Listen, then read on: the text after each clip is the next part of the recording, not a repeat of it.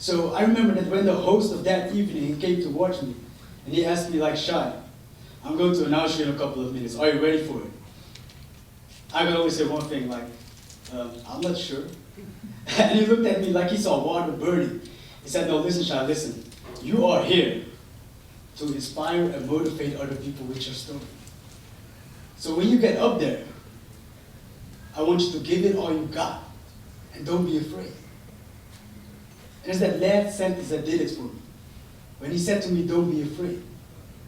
Because the way he said it, don't be afraid, it reminded me of the way my father used to always tell me, don't be afraid. And my father always told me, don't be afraid, in the language from the country where he comes from, which is Suriname. And he used to always tell me, son, you no vrede, which translates to don't be afraid. So whenever I had something big coming up, or whenever I had to do something that would push me out of my comfort zone, my father used to always tell me, just tell yourself, you no vrede, I'm not afraid. So that's what I did. And the funny thing is, my father was always a great philosopher, always thinking about life and spirituality and things that are truly important in our lives. And he always tried to imprint these lessons upon me, even from a very, very early age on. Like for instance, we would sit outside in the backyard, we would be playing cards, listening to Bob Marley in the background, and he would shuffle the cards, deal the cards, and right before I was about to grab my piece of the deck, he stopped me.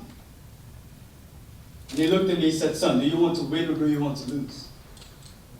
And I was young blood, I was competitive. Whether it was playing cards, playing football, I said, I want to win, duh. And he looked at me and he said, no, son, the next time I'll ask you if you want to win or if you want to lose, I want you to answer me that you just simply want to play. Because listen, son, there lies no value in setting and reaching a goal you set for yourself if you don't enjoy the journey of reaching it. The process of reaching something is just as important as the prize of getting it. It's funny, right? Because this was a lesson taught to me just by simply playing cards. But if you truly think about it, it applies to our entire life as well. Because whether you're big, whether you're small, whether you're young, whether you are old, you have no influences whatsoever on the card life is going to deal you. But the way you play your hand you get, that determines everything. And life dealt me 3 important cards. Card number 1 was the fear of losing someone that I love.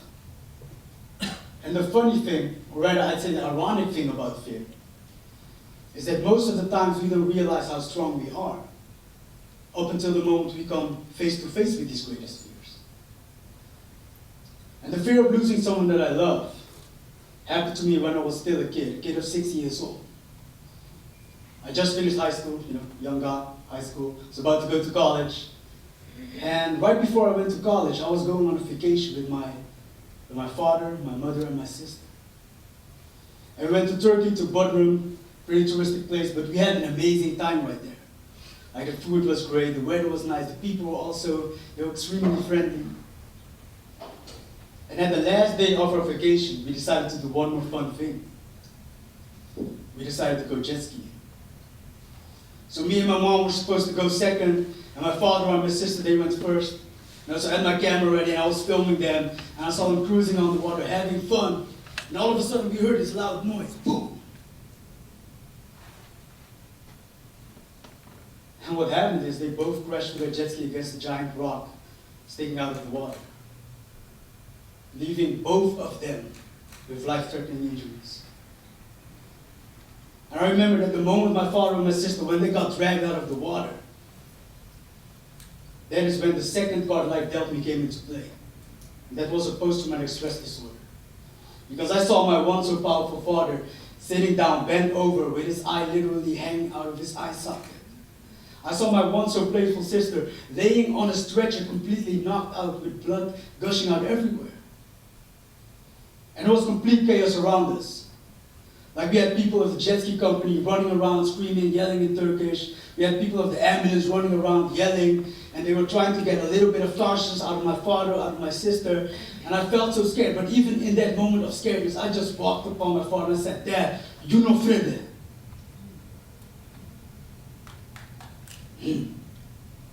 That is the only noise he made. He grunted. He just did, But the way he did that, I just knew that he was going to fight with everything he had. And nowadays, I can probably say that both my father and my sister, that they survived the accident. My sister's doing great. She's living a happily married life. My brother-in-law. My father, on the other hand, he got wheelchair bound to that accident. But he is still able to enjoy the important things in life, such as his family, his loved ones.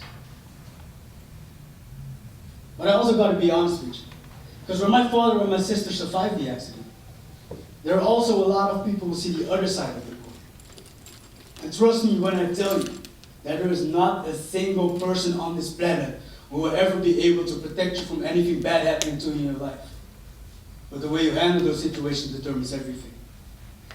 Like I'm only 25 right now. And just because I've been through so much doesn't mean I won't go through anything else. Like I can't even begin telling you how many people came to watch me when I said that I had a dream to become the #1 motivational speaker in Netherlands and then the world. How many people came to watch me like, oh, that's cute, Shai. But wait until you get a full-time job. You won't have the time or the energy left to go after your dreams. So I got myself a job. And I was still grinding. And then they were like, oh, that's cute also, Shai. But wait until you get a family of your own. Wait until you have a household to take care of. Wait until you even have children. Then you won't have the time or energy left to go after your dream. Listen to me very carefully, guys. I got married last year. And last month, my wife gave birth to not just one, but 2 of our beautiful little baby girls. But your boy is still standing here putting in the work. So listen to me, guys. It's about if you're willing to put in the work, if you're willing to grind for it. And was it easy? Absolutely not.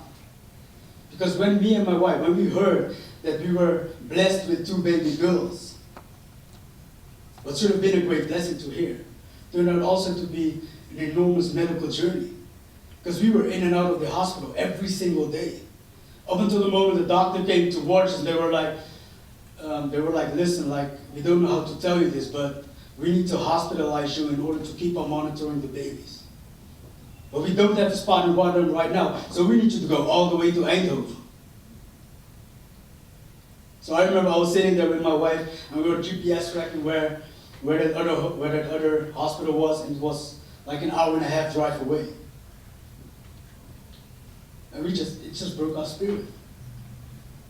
So my wife, she looked at me, she's like, I don't know how we're going to do this. Like, I don't even want to go that far alone, let alone with these 2 little girls in my belly, and without you all the way there to a different city, with different people, to a different hospital. How are we going to do this? And at that moment, I just felt that same 16-year-old kid inside of me waking up again, who had the guts to walk upon his father and tell him to don't be afraid. And I looked at him, I said, listen, girl, like, we've invested too much to quit now. We have made too many sacrifices to give up. Like, I stood beside the deathbed of your father, and I promised him that no matter what, I will take care of our family, I will take care of us until the last sad breath of air leaves my lungs. I'm not taking it lightly. What that means is that I was driving back and forth to Eindhoven 3 hours a day, every single day. While I had a full-time job, while I was grinding for TEDx, while I had a house to take care of, while I had my wife to take care of. And was it easy? Like I said, absolutely not. But I did not bend, not even for a second. So if you look at me, you ask me, so Shai, what is the third card life dealt you? That was the ability to never give up and to always to keep on raising the bar. So that is our theme tonight, to raise the bar, so no matter what happens. So I challenge every single one of you, ready to get out of this building, when you get out of this room, I want you to look every challenge you face right in the eye. I want everyone to repeat with me after this, that whatever challenge you have in front of you, I want you to say, me? Me. No? No. Fredde? Fredde. Come on, more people. Me?